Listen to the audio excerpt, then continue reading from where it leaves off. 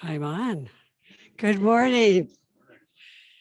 Thank you, ladies. And thank you, Ken, for those great songs. The Love Can Build a Bridge is one of my very favorites. Isn't that a great song? Well, how are you all this morning? The latest one. No, test, test, test, test. You know what? Oh, there we go. You know, it's going to be very difficult for me to deliver the lesson today because I talk with my hands a lot, and this is standing in the way of it. But we'll do it. We'll do it. I told Ken that I could probably project, and he said there's no doubt about that. But we need it for the Zoom, right? We need the microphone. Okay. So how are you this morning? Grateful. Good. Okay. Good. I'm grateful to be here. It's very nice. And I have another gratitude this morning. I'm grateful that my husband was born. Today is his birthday. So, and that spirit brought him into my life over 30 some years ago. Yeah, a long time. And then my sister-in-law is with us from California today. So she came for his birthday. So it's nice to have her with us today. So how many of you are football fans? Some of you, today is Super Bowl, right? But there is no excuse because it doesn't start till like 4:30 or something, right? But what you didn't know is that I'm kind of like a sports psychic. And so I'm going to just go into a little tiny trance and then I'm going to tell you the prediction of who's going to win. Okay. In case you bet or whatever. So, okay, just give me a second. Okay. Now who's playing again? Okay. So I had to ask somebody that earlier too. Anyway, so I think the team that's going to win has an animal name. Okay, there you go. That's my prediction. My congregation used to just groan when I would do this every year. Okay, so today is participatory. Okay, is it never not participatory when I'm here? But I want y'all to know that, okay? Because the title of my lesson is What's Love Got to Do with It, right? And when I say that, anytime during the talk, I want you to say everything. Okay, so now we're going to practice. What's love got to do with it? Everything. Oh, God, you're so good. This is going to be fun. Okay. All right. So again, what's love got to do with it? Everything. Yeah, absolutely everything. So I guess you would all agree with me that February is the month of love. I mean, every month should be the month of love, but don't we kind of focus on it a little more during February? Especially for the football lovers. I think the Super Bowl is usually always in February. I'm not sure, but I think it is. What? That's how, yeah. Okay. And then we have Valentine's Day, right? So the focus is really on love, So the song, the song, What's Love Got to Do with It? Okay. Really, it describes love. If you really listen to this song, it's not very unity, but it describes love as a second-hand emotion and an old-fashioned notion.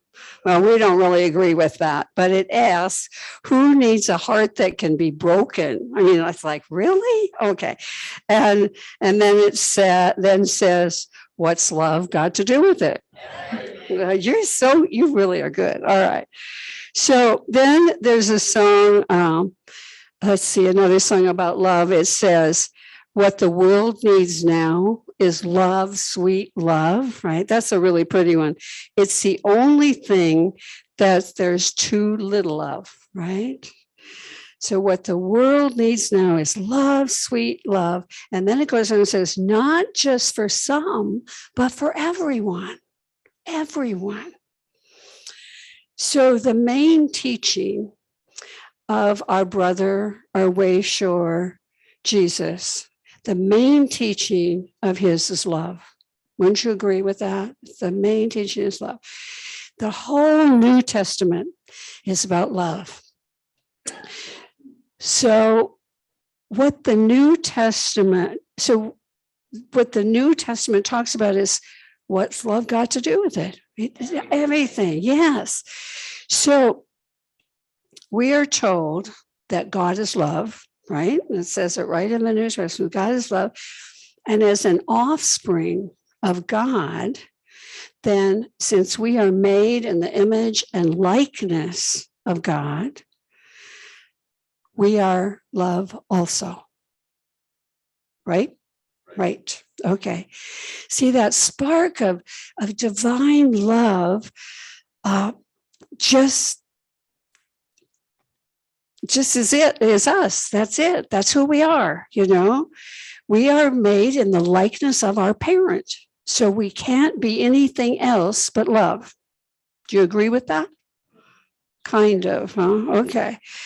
So that divine spark of love lives in us and expresses as us, can express as us, is expressing through us.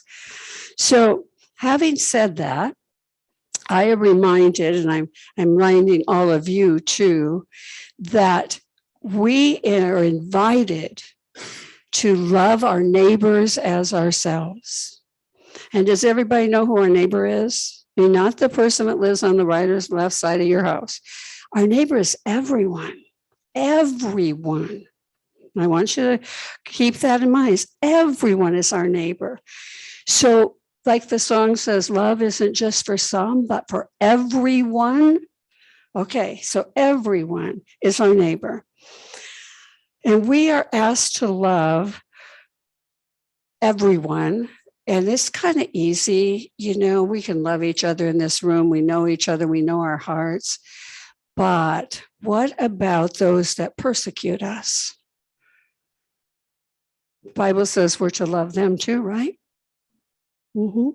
Tiny bit harder, maybe. Just a tiny bit harder. Okay. Those that hate us.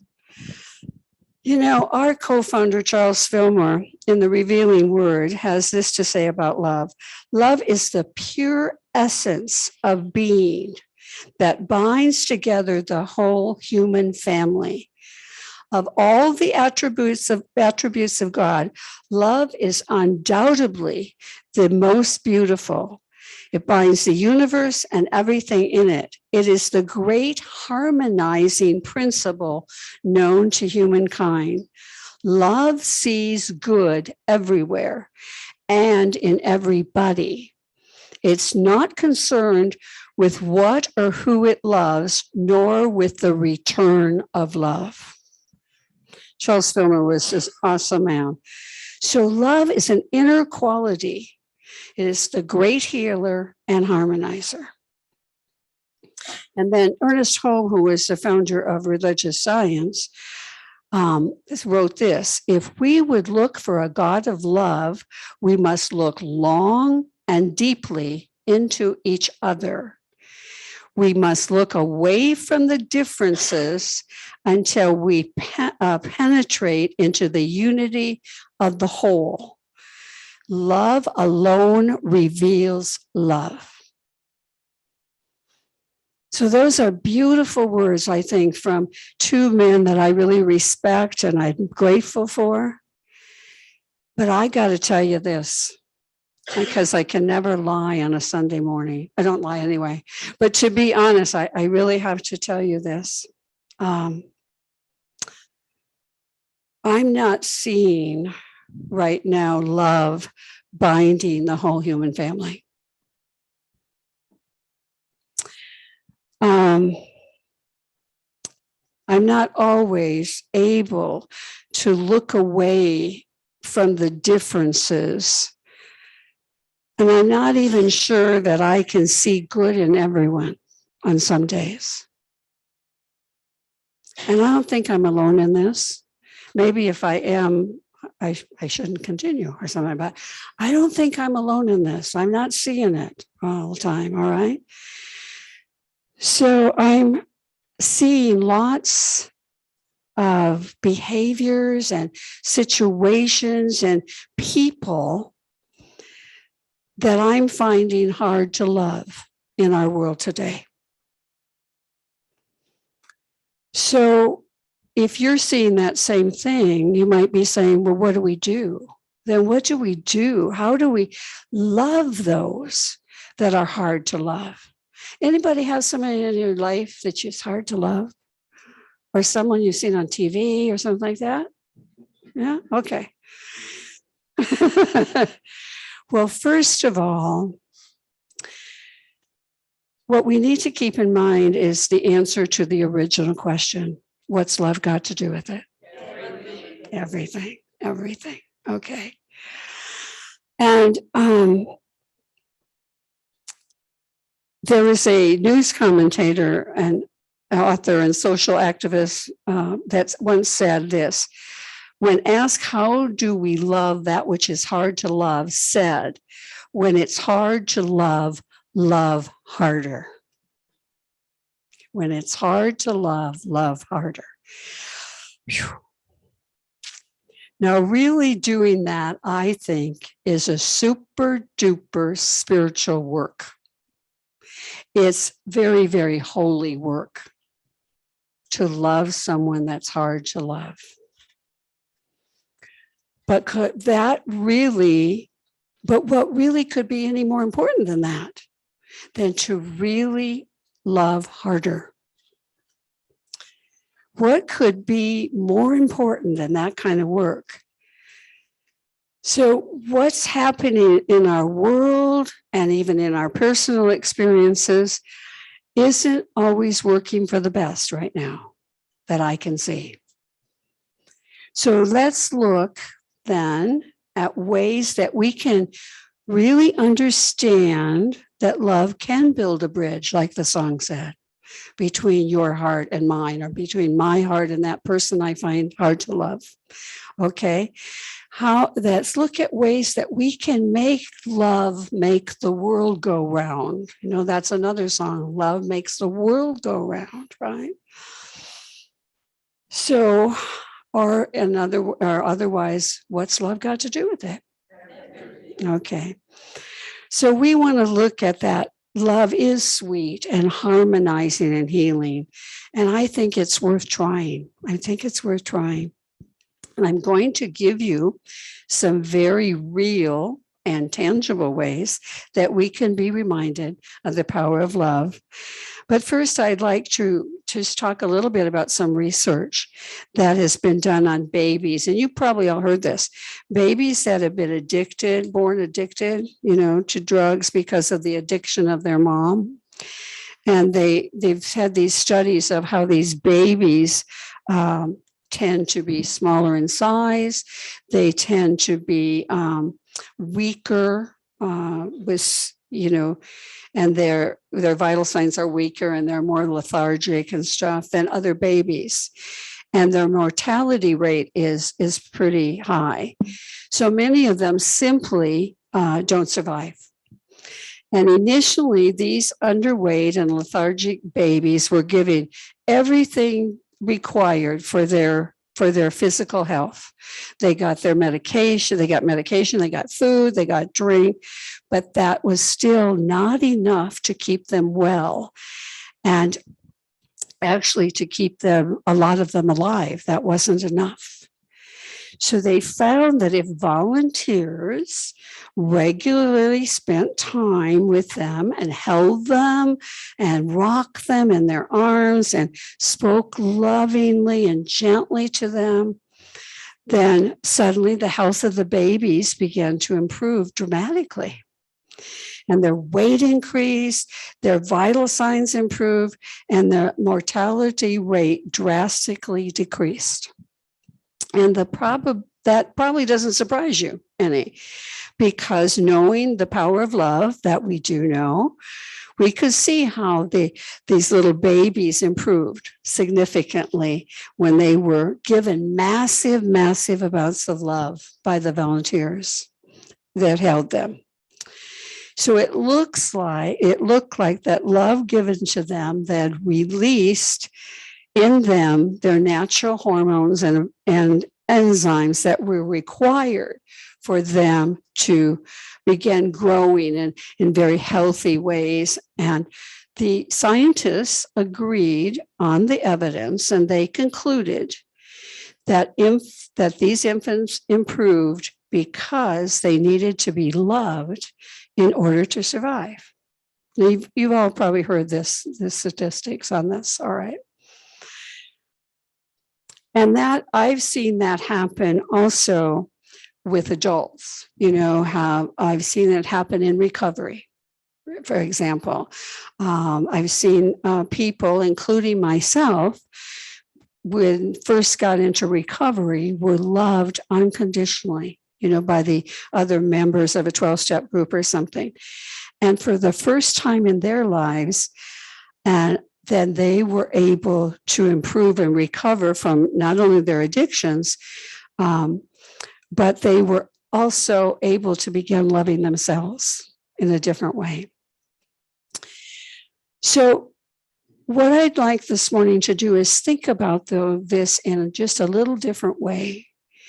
I'd like to think about it in, according to our unity teachings, we are whole, complete expressions of the divine, of God, right? We are whole and complete. We lack nothing. When the time we came into this earth, we are whole, complete, and lack nothing. Okay, so I want you to think about that. Remember, we are God expressing, and there is nothing that needs to be added to us to make us more perfect, whole, and complete. You with me on that? Okay, there is nothing we need.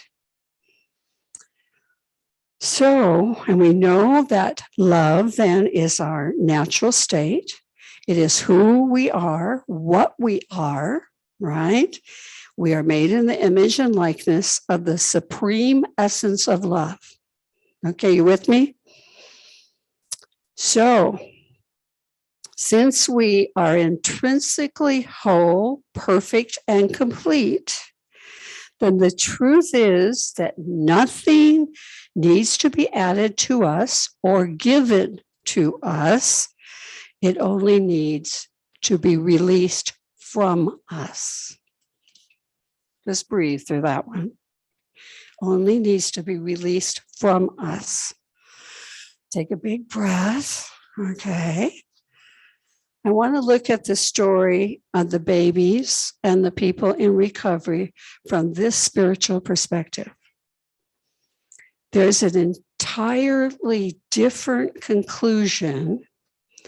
The babies became healthy and thrived, not so much because they were given love, but because they were placed in an environment where the intrinsic love within them was called forth. Think about that.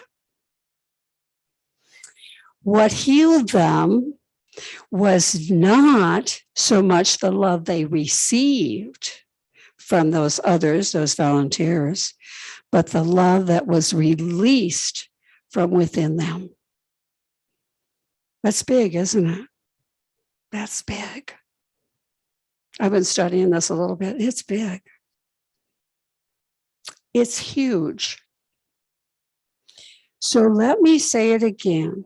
The babies and adults who became healthy and began to thrive didn't so much because they were given love, but because they were placed in an environment where the intrinsic love within them was called forth and released. I know it's big. Well, it is for me anyway. That intrinsic love from within them was called forth and released and began to express through them. The poet Rumi once said, "Your task is not to seek love, but to merely seek and find all the barriers within yourself that you have built against it." Talking about taking personal responsibility. Good grief.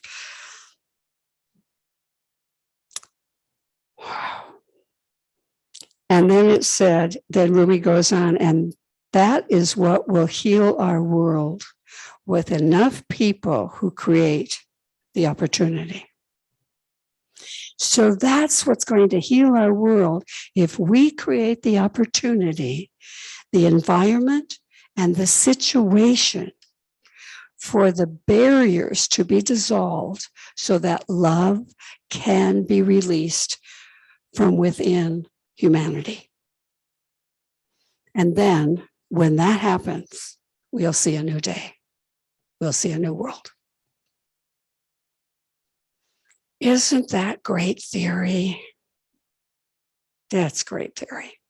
But how do we do this? How do we do this? What can we actually tangibly do to create the environment within ourselves so that we can do this, so we can heal the world, the planet? And that's where the rubber really meets the road. Yep, it really does. So we often think of love as a sense, a feeling, but it's also a verb. It's a behavior. Love is the way we show up. Love is the way we show up, and it's in the things we do. It's the way we think. It's the way we speak. It's the actions we take, the responses we have toward life, to situations. It's in the way we treat one another. Every time we love in a tangible behavioral way, even if it's just teeny weensy small, we create the environment so that the love within others can be released. And when enough people create the opportunity, the environment, and the situation for the barriers to be dissolved so that love can be released from within humanity, then we heal the world.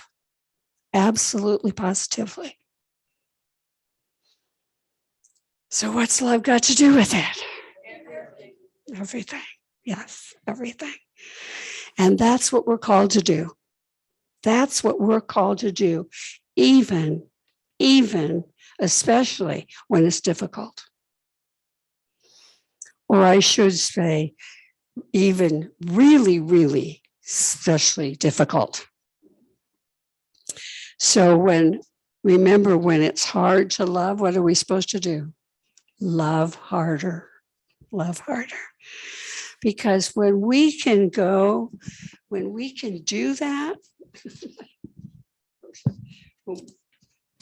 when we can look at the story of the babies, no, that isn't it. When we can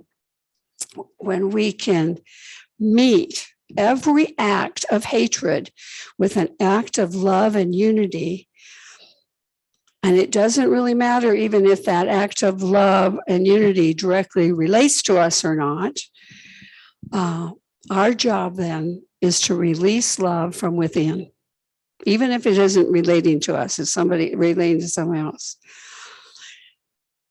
So, because we have to remember, what's love got to do with it? Everything. Now, I said I would give you some tangible ways to heal our world. You ready for the assignment?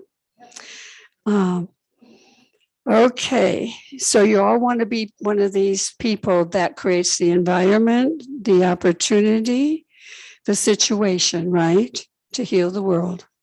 For the barriers to be dissolved so that love can be released from within humanity.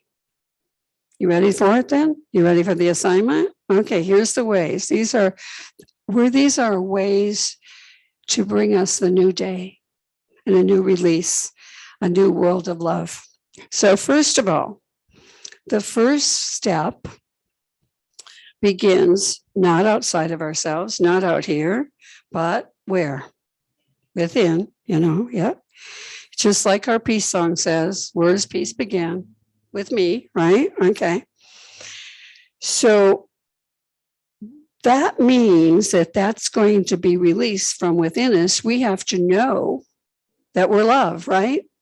And actively acknowledge it, that we are love, that we are love, that love is our very essence.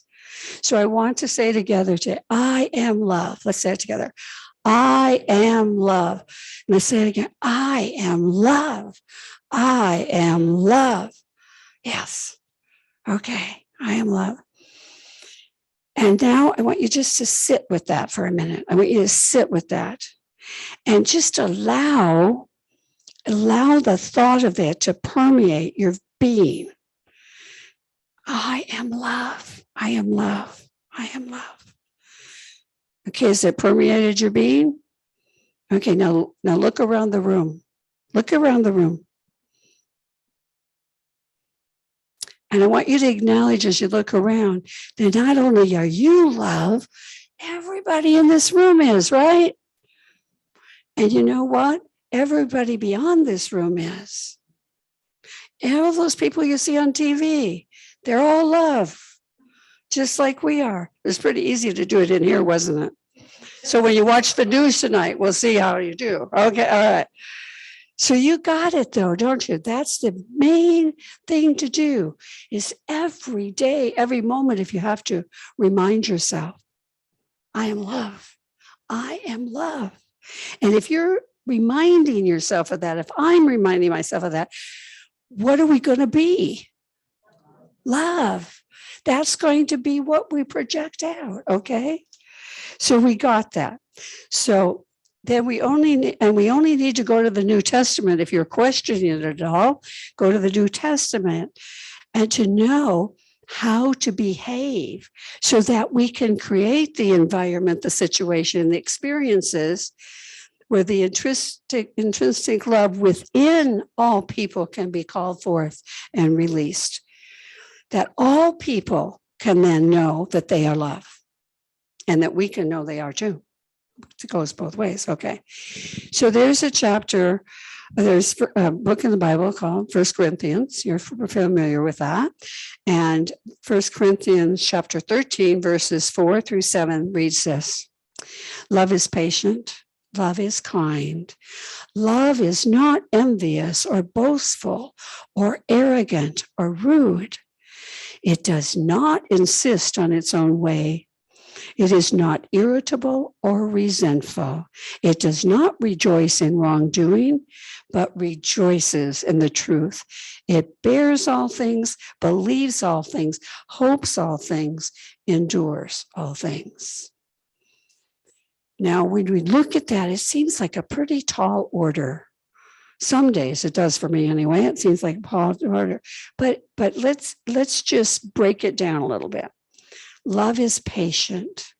Love is patient. Now, many times I am asked to pray for people for patience. I get a call, Rev Billie, could you pray for me? I really need some patience. And I tell them that I won't pray for them for patience. I don't usually deny a prayer request, but that's when I deny. Because I don't want them to have experiences and to create experiences for them to need more patience. So I don't pray for patience, but I affirm for them that they are patient, So I don't want them to have to go through the experience of having to learn more patience. So I just say, you are patience, just like you are love. You're patience. So that seems to work anyway. They thank me. But anyway, so if we are given love, then we're of course given patience too, is my reasoning on the whole thing. So anyway, the next part is love is not envious or boastful or arrogant or rude. Now, seriously, we know if we are being envious, boastful, arrogant, or rude, don't we? Yeah, we're aware enough of that we know if we're being that. So just stop it. Just stop it. Yeah, just stop it. Like the saying, say no to drugs. Just say no to those things. We don't have to. We don't have to show up to life being that way. That's the bottom line. Okay. So just stop a moment. Just take a breath and remind ourselves that love is our nature. Love is our nature, and then automatically those things will fall away. Okay, got that one. Now the next one.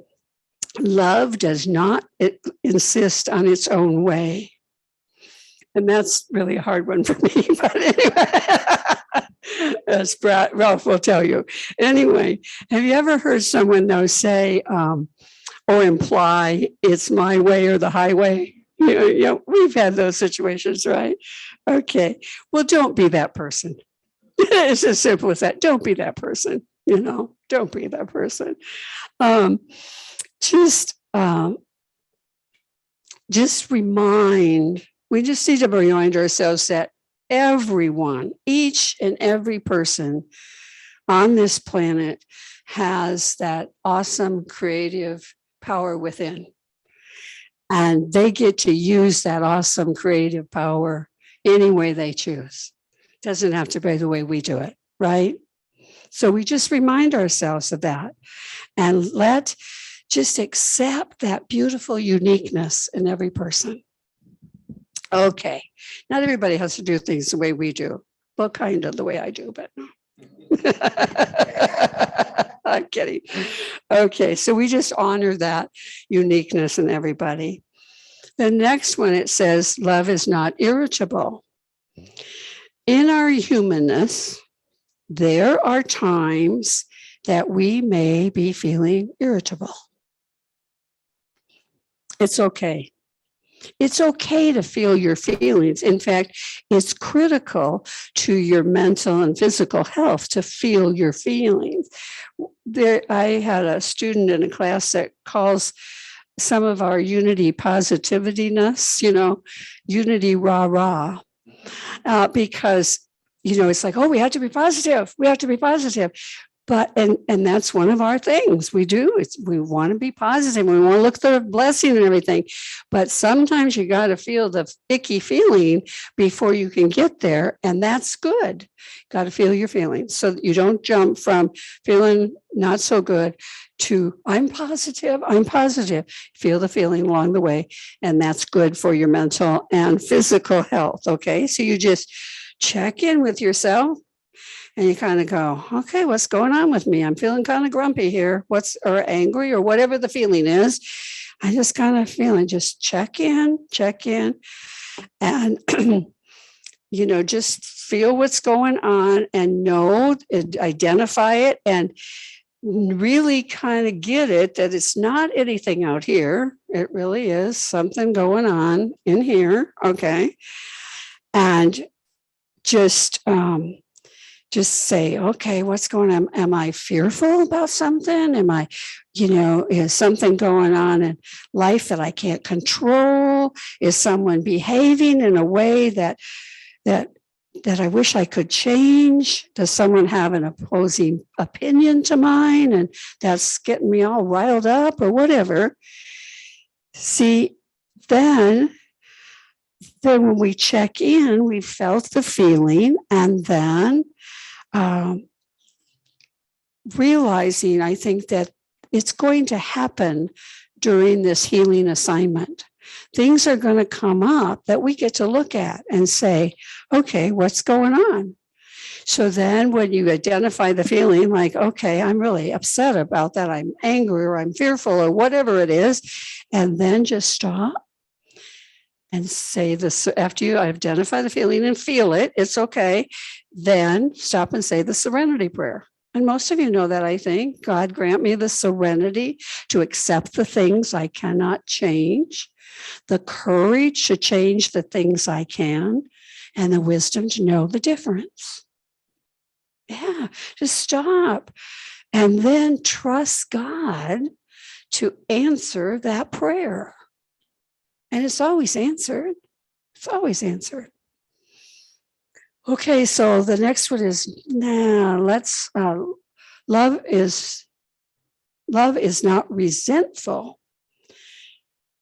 And I'm going to be really upfront about this one, as if I haven't about the other one, but really upfront about this one, because if we are resentful of anyone or anything, it's like eating poison and expecting the other person to die. Seriously. And or that situation to dissolve. Do you want me to say that again? Being resentful of anyone or anything is like eating poison and expecting the other person to die. Okay. We're the ones who will be eaten up inside when we hold on to a resentment. So the answer to that is forgive, forgive, forgive. And the Bible tells us that doesn't happen just one time, does it? But how many times? 70 times 7. That's a whole lot. In other words, keep on forgiving. Our co-founder, Charles Fillmore, did forgiveness work every night before he went to sleep. And I always thought, gosh, he must have had a lot of people to forgive. But anyway, forgive, forgive, forgive. You forgive, you put yourself at the top of that list too, for maybe not behaving the way you thought you should behave, right? Okay, so forgive, forgive, forgive yourself and everyone or everything concerned. Okay, the next one. Love does not rejoice in wrongdoing, but rejoices in the truth. And the Bible tells us that the truth will set us free. And the truth is that we're all God beings. And I got to tell you, God doesn't make no junk. Okay? So keep in mind that all of us will do better when we know better. So let's stay out of judgment and accept ourselves and all others right where we are. And then last but not least, love bears all things, believes all things, hopes all things, endures all things. The Unity author, Emmett Fox, minister and author, no, he's not a minister, he's just author, sums this up for us. He says, there is no difficulty that enough love will not conquer, no disease that love will not heal, and no door that enough love will not open, no gulf that enough love will not bridge, no wall that enough light will not throw down, no wrong that enough love will not set right. It makes no difference how deeply seated may be the trouble, how hopeless the outlook, how muddled the tangle, how great the mistake. A sufficient realization of love will dissolve it all, if only you will love enough. And then Dr. Martin Luther King Jr. once said, we have before us the glorious opportunity to inject a new dimension of love into the veins of our civilization. So here's the big question this morning. Are you willing with me to be one of the people that creates the opportunity, the environment, and the situation for the barriers to be dissolved so that love can be released from within humanity, so that intrinsic love within every people, every person can be called forth? Are you willing? Okay, let's pray. We acknowledge and we give thanks for the divine love within everyone. We give thanks and we willingly become part of the solution to all the world's challenges, to all the world's problems. Because we know that in doing our holy work, that love has everything to do with it. That there is no problem on earth that cannot heal. That there is no problem, no challenge on earth that love cannot heal. Amen.